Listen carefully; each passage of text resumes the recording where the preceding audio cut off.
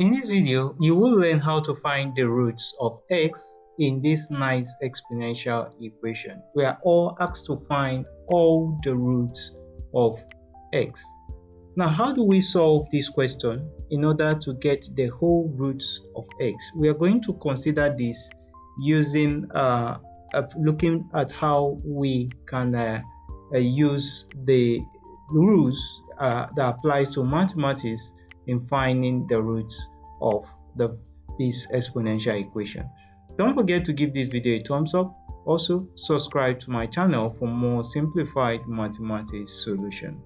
Now, what do we do? Firstly, considering this question, the first thing we need to do is to take the value of x to the power of 1 divided by x to the right hand side. So this will give us x to the power of x minus x to the power of 1 divided by x, and this will be equal to 0 because the right hand side remains 0.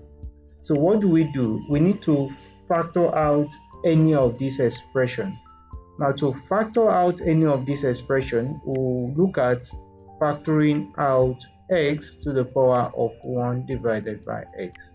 Now, if we factor that out, x to the power of x divided by x to the power of 1 divided by x will give us x to the power of x minus 1 divided by x according to the law of indices, and this will be minus this divided by this will be 1. So this will be equal to 0. Now this will bring us to a point where we have the zero product rule. So if we separate this, we'll have x to the power of 1 divided by x to be equal to 0, and that will be the first case solution we'll consider. So if we have x to the power of 1 divided by x to be equal to 0, that simply tells us that x will also be equal to 0. So that means x equal to 0 is a solution, but this solution is undefined because it's not a root.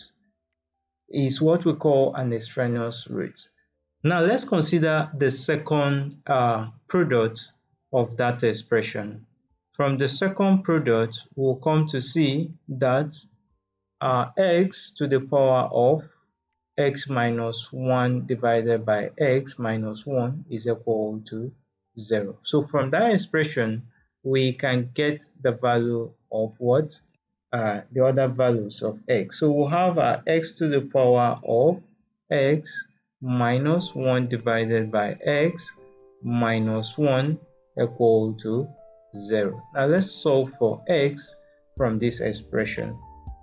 If we solve for x from this expression, let's add 1 to both sides. We'll add 1 to both sides. We'll have x to the power of x minus 1 divided by x to be equal to 1, right? So if we simplify this, we are going to gradually just take the natural log of both sides. So let's take the natural log of both sides to simplify this. We'll have x, natural log of x to the power of x minus 1 divided by x to be equal to the natural log of 1. And that's the only way we can solve this question. If we take the natural log of both sides, remember, according to the law of logarithm, this will come over here. So we'll have x minus 1 divided by x multiplied by the natural log of x, and this will be equal to the natural log of what? Of 1. So if we find out the natural log of 1, the natural log of 1 is 0. So we'll have x minus 1 divided by x multiplying the natural log of x to be equal to 0. And this has brought us to the zero product rule once more. So considering this zero product rule, we're going to have two solutions. Now in these cases, we are going to have x minus 1 divided by x to be equal to 0. And in another case, we are going to have a natural log of x to be equal to 0. Now let's solve these two cases for the value of x. On this side, we'll come to see that if we solve this other side, you'll come to notice that we are going to take multiply both sides by x. If we multiply both sides by x, we'll have x multiplied by x minus 1 divided by x multiplied by x. We simply did this so as to simplify that expression. So this is going to give us x squared, right? Minus what? 1, and this will be equal to 0. Now come to note that 1 square is still equal to 1. So if we apply that here, we'll see that our x squared minus our 1 square can be equal to 0. So from there, we can simply apply an algebraic formula in solving this. Remember, from an algebraic formula, we will have a squared minus b squared. This can be equal to a plus b, right, multiplied by a minus what? B. So having gotten this, our a is equal to x from that expression, and our b is equal to 1. So that expression can just simply give us, we'll have our x squared minus 1 squared will be equal to x plus 1 multiplied by x minus 1, and this both will be equal to 0. So from that expression, we'll have our x minus 1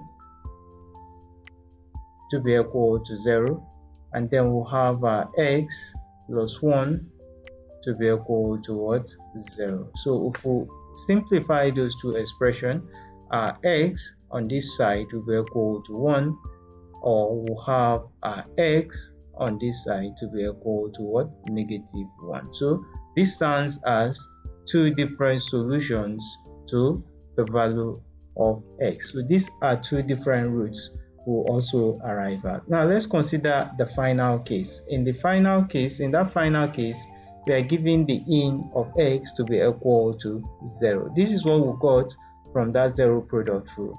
So to solve this, we are simply going to look at taking the natural exponent of both sides. So let's take the natural exponent of this, of in of x to be equal to the natural exponent of 0. So on this part, the natural exponent will clear the natural log, and then we'll have our x to be equal to the natural exponent of 0 is 1. So the solution here, x is equal to 1. So if we look at those solutions, you find out that we have our solution to be x equal to 1 and x equal to negative 1. Why?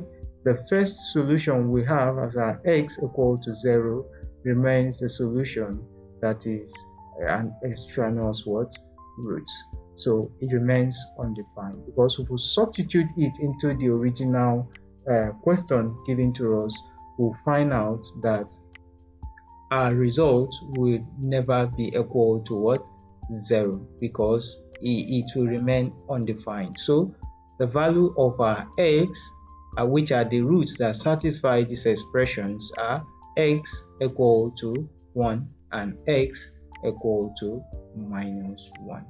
I know you did enjoy watching this video. Don't forget to give it a thumbs up, share it with friends and colleagues, and remember to subscribe to my channel for more simplified mathematics solutions. Thanks so much for watching, and bye bye.